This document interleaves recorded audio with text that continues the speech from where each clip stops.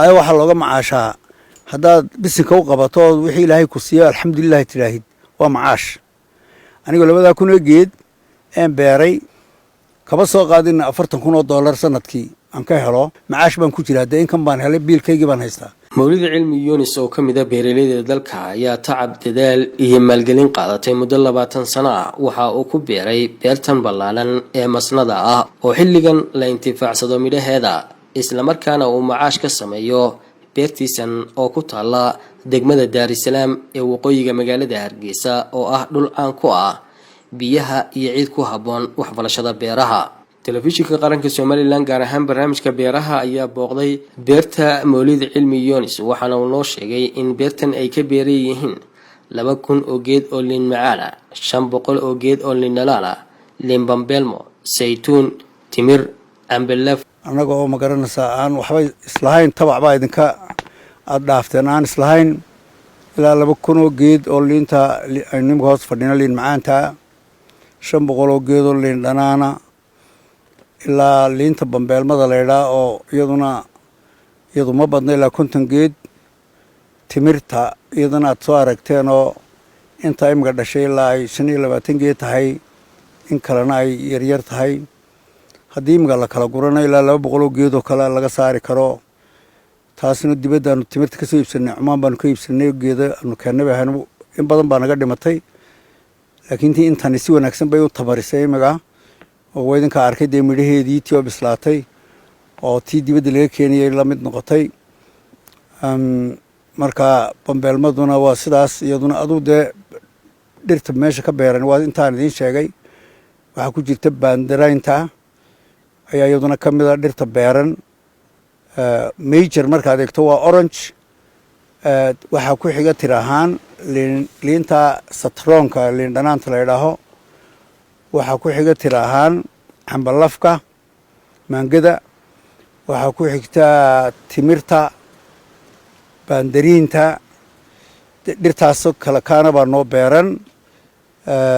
waa beertu way ballaaran tahay oo idinka xagga hoose iyo xagga sareba waa aragteen Mawlido maadaama in badan beeraley ahayd beeraha miyaa laga macaashaa macaash ma laga helaa haya waxa looga macaashaa haddaad bisinka u qabato wixii ilaahay ku siiyo alxamdulillaah tiraahid waa macaash aniga 2,000 geed aan beeray matal liinta ka soo qaad liin dhanaanta markaad ka reebto liin macaantan u bahagaag u dhashay kaba soo qaadin $40,000 sanadkii aan ka helo markay dhasho ka soo qaadintaas haddii ay 20,000 igaga baxdo shaqaalaha iyo shidaalka amba 25 igaga baxdo 15 soo hadho macaash baan ku jiraa inkan baan helay biilkaygii baan haystaa cidna wax maan weydiisan alxamdulillaah baan leeyahay waa macaashkay ka mid tahay laakiin intii haddaan wax soo dhoofiyo daqiiq dhacday iyo bariis dhacay intaan soo iibiyaan dadka ka iibiyo 1 milyan ka helo anu waxaan qabaa $1,000 bishii halkan ka helay inuu ka wanaagsan yahay ka caafimaad badan yahay kana xalaalsan yahay dhanka kale Mawlid Cilmi Yunis waxa kale uu beeray timir isla markaana xilligan bislaatay horta mar haddaynu wax beerayno waa in wax la cuni karo la beero imika liintan oo kale inaad faakidaysi iyo sharaab u cabto mooyaane cunto ma noqonayso maanta hadday baahiyna qabato inu waxaynu karsanaba weyno tan cunto kuu noqon mayso gaajadu kaa biin mayso waa sharaab laakiin tii timirtii raashin bay noqotay waxaanu u fikiray inaan bal timirtaa aan beero oo timiri soo baxdo waxaan ugu kaliftay inaan soo saarno waxaynu cuni karno raashin ahaan waayo maanta timirta haddaad koob caano geeliyo iyo 10 midho timira cunto gaajoon mise waa raashin Mawlid waxa xukuumadda Soomaaliland ugu baaqay in la dhiirigeliyo wax soo saarka beeraleyda dalka ay u dhiiradaan oo wax soo saarkeenu u bato wax weyn in la dhiiriyo dhiirintii waxa ka mid ah in waxa dibadda ka imanaya cashuur dheeraada la saaro si dadkana ay waxoodii qiimo ugu yeeshaan haddaan control kale lagu sameeyay waayo iskuma filin dalkeena waxa aynu soo saaro kuma wada filo inaynu suuqa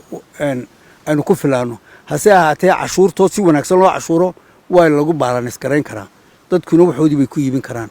wax beerashadiina lama joojinayo dadku way dhiiranayaan markaa ugu dambeyntina waxa uu fariin u diray dhalinyarada reer Soomaaliland kula talin lahaa qofkii meel bannaan helaya inuu faraha ciidda geliyo oo uu beerto wax wuxuuna u soo baxaan uu tacabkiisii koo dhididay wax la soo bixi karo meel kastoo biyeele waxbaa laga soo saari karaa adigoo dee dhib taabta unbaanad wax heli kartaa. Cabdulqaadir Cabdulaahi Nuur, telefishinka qaranka Somaliland, Hargeysa.